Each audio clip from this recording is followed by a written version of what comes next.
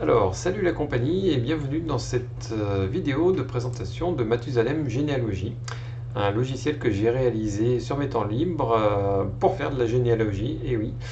Voilà, donc comme quoi il n'est pas parfait, mais j'ai eu des bons retours de gens qui l'utilisent, sont plutôt satisfaits de ce qu'on peut faire avec.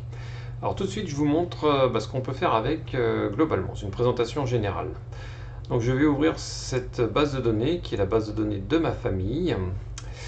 Et immédiatement, ce qu'on voit apparaître, c'est la liste des gens à droite et à gauche, la même liste mais sous forme d'arbre informatique, ce qui permet de voir le lien de parenté entre les personnes.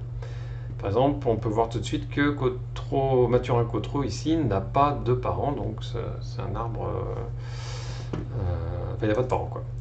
Alors voilà, immédiatement à partir de là, on peut demander à afficher un arbre descendant.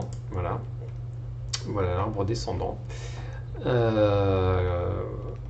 Du coup, ça prend beaucoup de place dès qu'il y a beaucoup de gens et on peut plus voir ce qui est écrit dans les boîtes. Mais on peut bien entendu zoomer et manipuler l'arbre, le déplacer, etc. Il est interactif. On peut même replier certaines boîtes si ça prend trop de place. Voilà, ce qui permet d'aller voir un peu plus en détail ce qui s'est, enfin pas ce qui s'est passé, mais oui, les informations dans les boîtes. De la même façon, on peut retourner ici et demander à afficher l'arbre ascendant de la personne. Et pareil, on a les mêmes boîtes, mais sous forme d'arbre ascendant. Voilà. À partir d'un arbre, on a aussi des actions disponibles. Par exemple, on pourrait demander l'arbre ascendant. Alors, je ne sais pas ce que ça va donner, mais on va le faire quand même. Voilà. Du frère, bon, ça donne à peu près la même chose, effectivement. Mais ça permet de naviguer d'arbre en arbre. C'est assez amusant d'ailleurs. Voilà. Et bien entendu, ce qu'on a envie de faire à partir de là, c'est d'imprimer sur papier pour présenter ça à nos amis, à la famille, par exemple.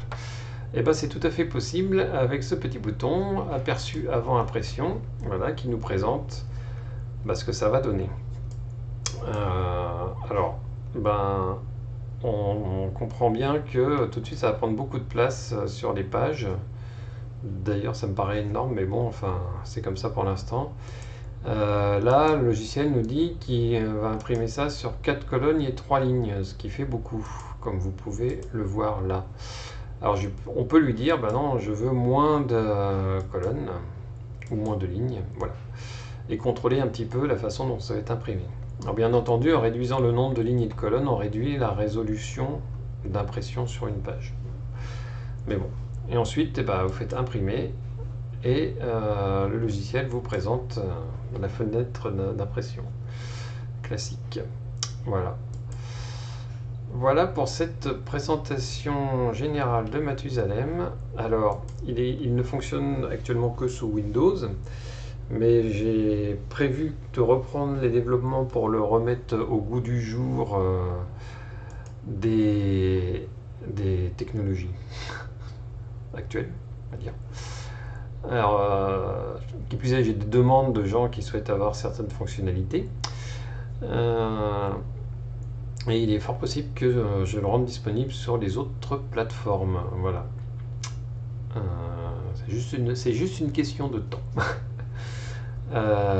Petit détail, c'est une base de données propriétaire, on appelle ça propriétaire, c'est-à-dire qu'elle elle ne marche que avec Mathusalem. Cependant, il vous est possible d'exporter, alors vous voyez, je me souviens même plus où c'est, dans les menus, outils, voilà, d'exporter au format standard Jetcom le contenu de votre généalogie, de façon à avoir une sauvegarde ou de l'ouvrir dans un autre logiciel.